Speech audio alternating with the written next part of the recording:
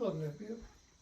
As is my habit, before I erase a diagram, I'd like to explain it.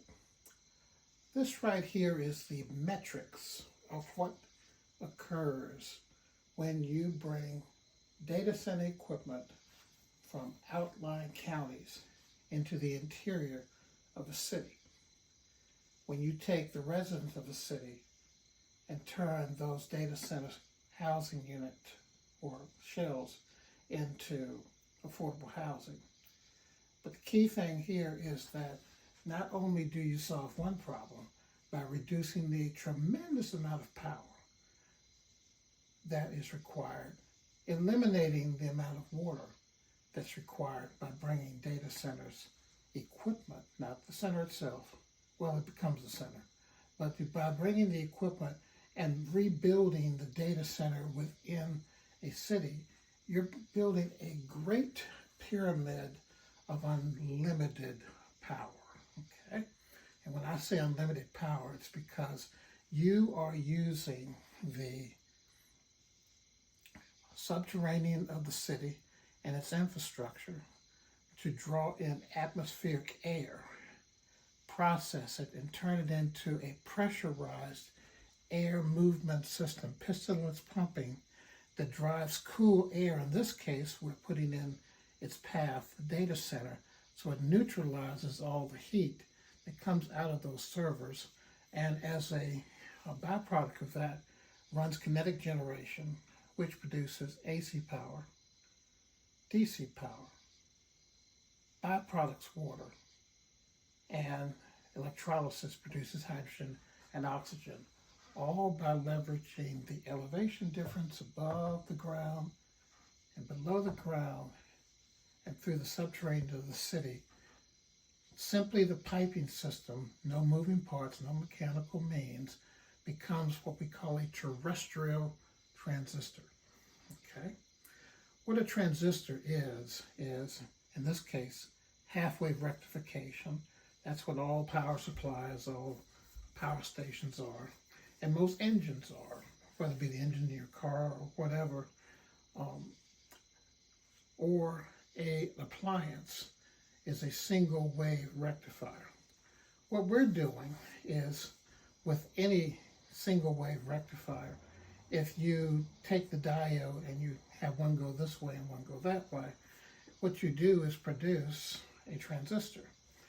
And what the system and method for transmitting thermal energy is, API, Aquatic Planetary Intelligence, has allowed us to do is turn the path that's already pre-installed through a city, okay? Have it draw in surface atmosphere, have it intermix below ground with terrestrial battery, and output a pressurized airflow that is both containing kinetic energy and water vapor that's condensed back from drinking water from air. Now, the heat engine, I mean, even if you didn't put the data centers here, this path right here itself would run itself. All you have to do is set an elevation difference, higher elevation, lower elevation. Input is at the lower elevation, go through the subterranean ground the exterior of the ambient energy chamber, the piping system, and then have it exhaust at an upper, higher elevation, and the system will work itself. Okay. But if you just happen to take something that puts out a tremendous amount of heat, in this case a data center, and you put it in the path of this, that cluster that used to absorb energy becomes an accelerator, an amplifier of kinetic energy, okay? And because we are running this system within and through the underground earth in a myriad of different ways, okay? No need getting into particulars right now, but all of a sudden there is no heat that's exited from a data center. There is no need for HVAC. There is no need for cooling water, okay? Well, your cooling water for a data center comes in separate from this. See, when you're running data centers and you're running thermal energy power plants, you're double burning water. You're burning water here and you're evaporating water here. In this case, the subsequent product of that is atmospheric vapor, and as it comes into the system, it condenses underground and condenses in different chambers, which we call urban artificial spring areas. So from water that's in the air, we take water out of the air. Okay.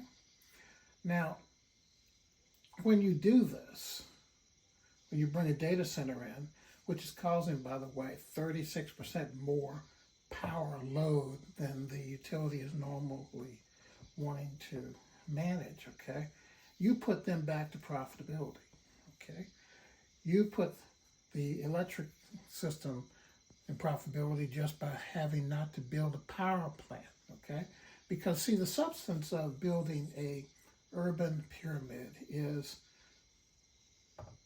when you take the data centers in and you take this in here, you take 30% off this load, which brings them back to normal.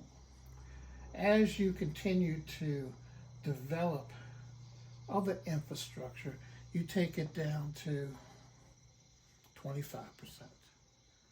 Okay? You go a little further, you take it down to 10%. In other words, you neutralize 90% of consumer energy load. And eventually, by the time you optimize this area here, okay, you have a free fuel energy system that not only cools and runs data centers efficiently, but with zero power and zero water. And at this particular point, you invert the equation, okay?